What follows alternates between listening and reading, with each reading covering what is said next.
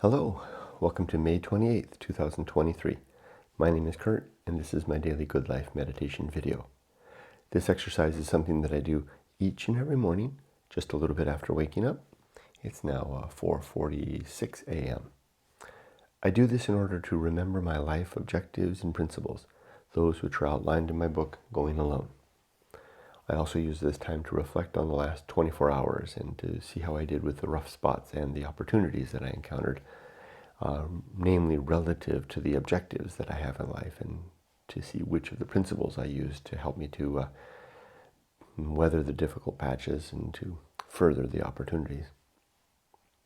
I complete this exercise by thinking about the coming 24 hours and forecasting where I might be able to apply the aforementioned principles to opportunities and challenges.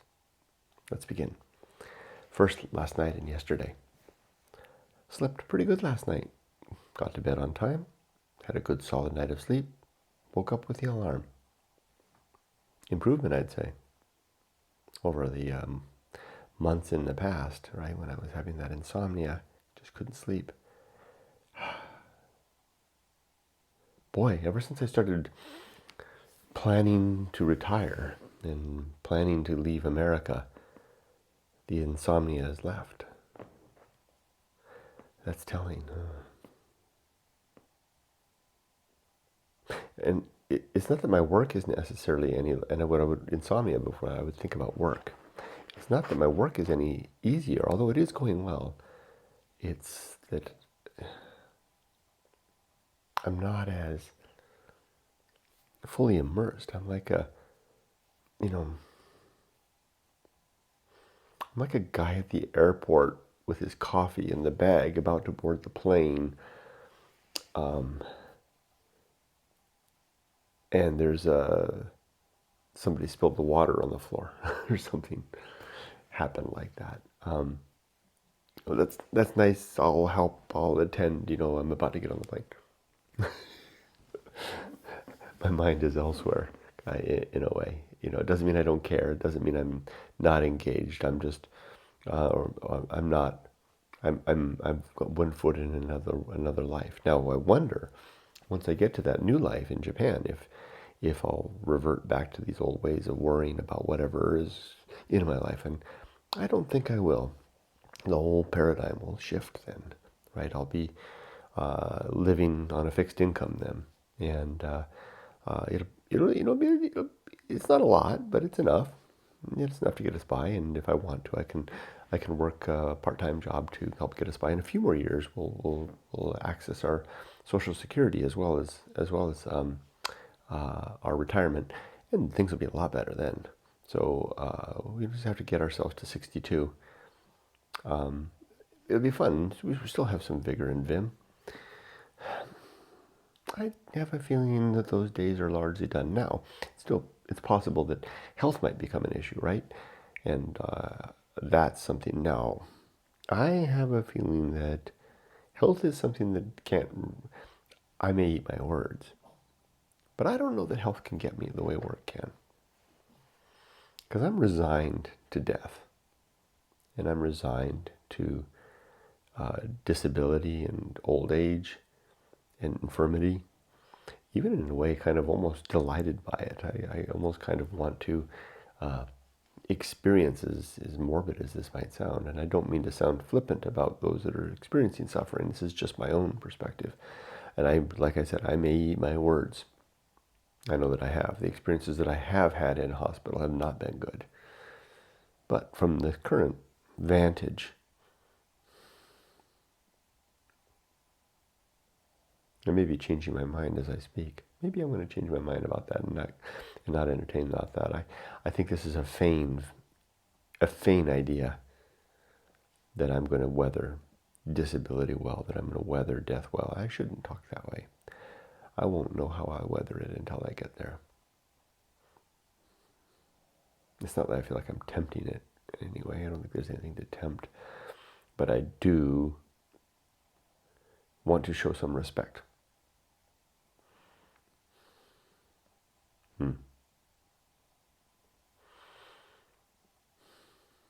That's a grave challenge. But I mean, like, I'm getting a tumor removed in 2 days. And the way it doesn't bother me, that's, okay, if I just linger on this for a second, it just doesn't bother me. And the doctors don't know what it is. They want it out of me. They don't know they're going to do a biopsy after the fact and get a better assessment of it. But I got it in me right now. I'm more worried. I'm more anxious about the knife than anything else. Simply because with my hernia operation, it took me so long to recover, and it was very painful after the fact. After the fact. So that was an annoyance, but I fully recovered from that. But anyway, maybe I've spent enough time on this. So I don't. But I guess what I want to say is I don't expect to have an easy ride. Sure, maybe I finally got my hands around this challenge here. This challenge of America, and I got another challenging year or so ahead of me. But it's the closing years of this life. So it's less. I think the worst is gone. I was just scrolling through. Before I do this video, I sit here and read poetry. I always read one poem before I start. That's why I started like at 4:46, but I actually got up at 4, cleaned up, made myself a cup of coffee, read a poem to warm my mind up, and then get started. And while I found a word there, what was the word? Very good word. I knew the word, but I never used it. It's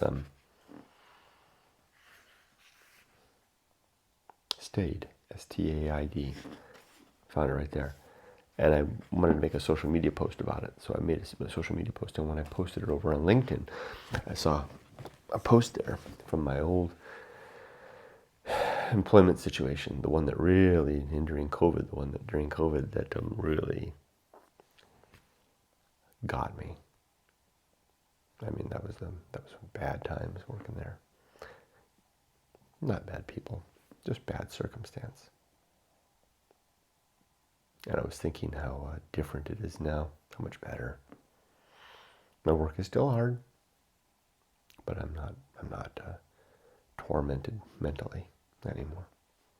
And nobody was tormenting me over there.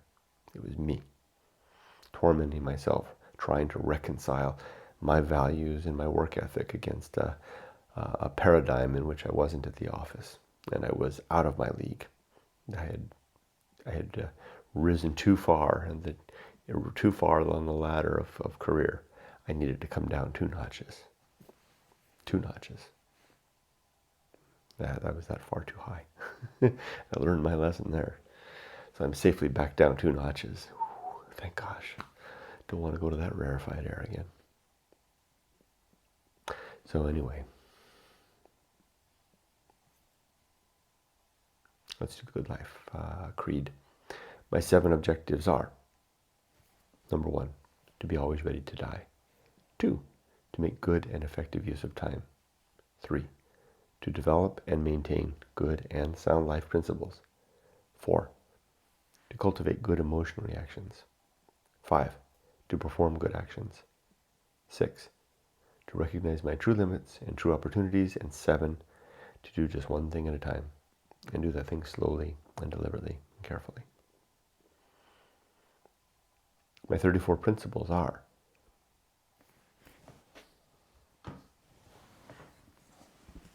blank slate. Let's see if I can get all 34 of them. I've got a sleeping dog right here.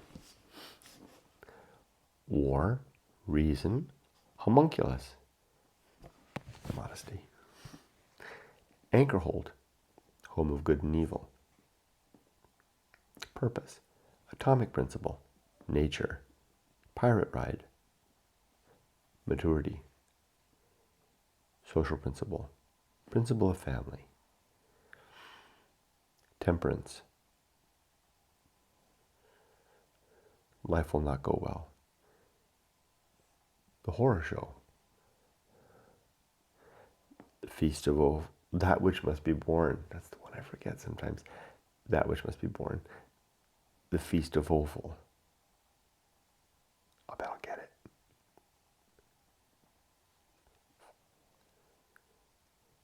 There's another one I sometimes missed. Best Seat in the House. That's two that I usually miss that I got.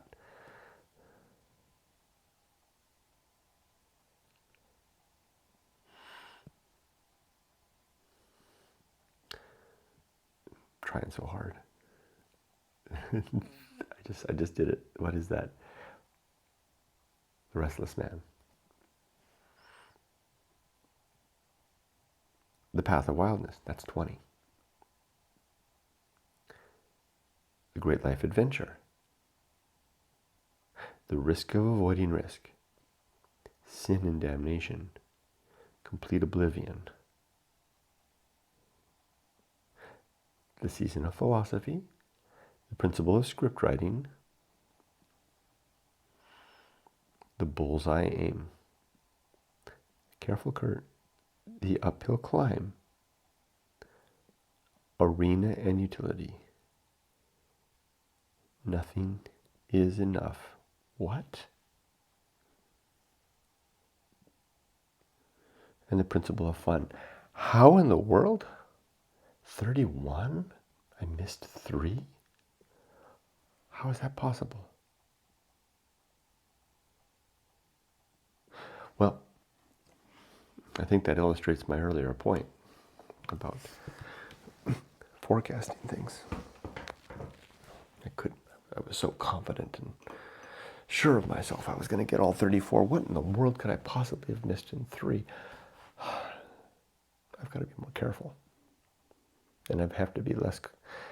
It doesn't mean I don't have to be bold. It just means I have to maybe be a little more discreet. Good. Staid, to use the word, right?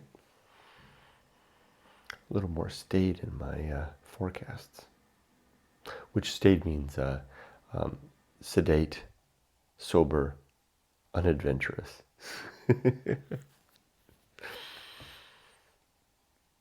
Let's think about today now.